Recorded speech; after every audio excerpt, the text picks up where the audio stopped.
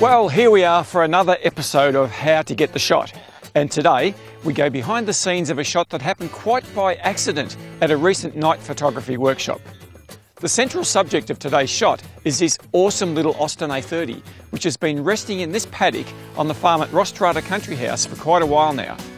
It's actually been one of the most popular subjects to shoot during our workshops, and as you can see, it's been shot from just about every conceivable angle over the years.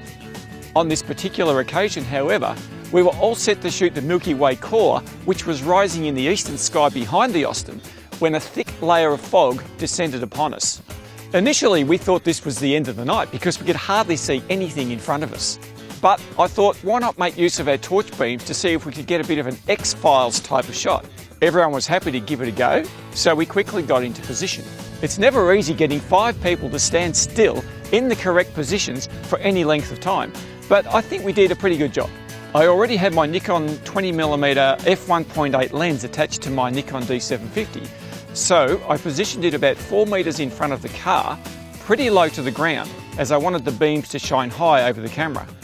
Okay, so what else is different about this shot? We use these very small but powerful LED torches, which can be focused into a tight beam. Surprisingly, you can use just about anything when the fog is this thick.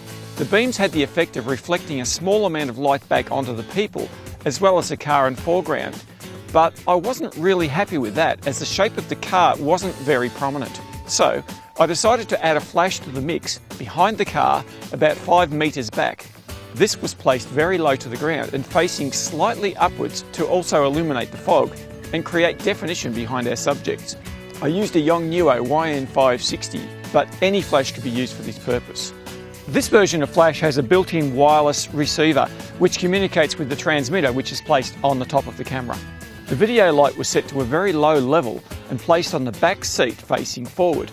As you can see, the car has been sitting out here for quite a while, and so it's collected a fair bit of fungus and the like all over the windows, but that only adds to the character.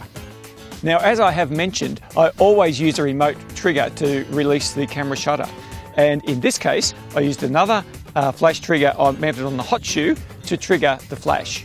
I always use rear curtain sync when taking long exposures. This is a method of ensuring the flash doesn't go off until the very end of the exposure. This helps offset any movement in our long exposures.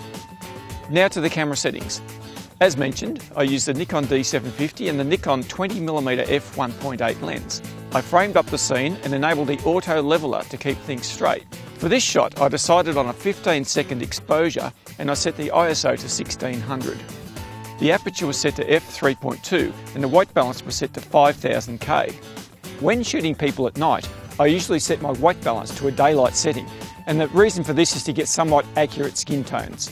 Most of my nightscapes have a much cooler white balance of around 3500K, with the intention of getting a little more blue into the sky. From there, I will gel my torch and other lighting equipment to bring a balanced colour into the foreground. But in this case, there wasn't much sky visible anyway. The flash was set to about a quarter power and placed very low to the ground, about 5 metres behind the people. So the process of actually taking the shot goes something like this. As I was one of the people in the shot, I had the wireless remote in my hand and pressed it to trigger the shutter.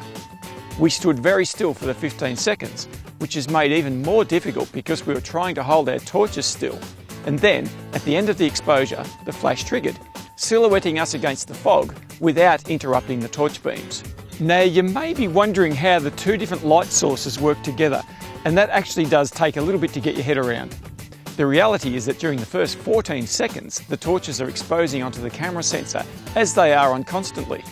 Whatever happens after that cannot take away those beams from the shot.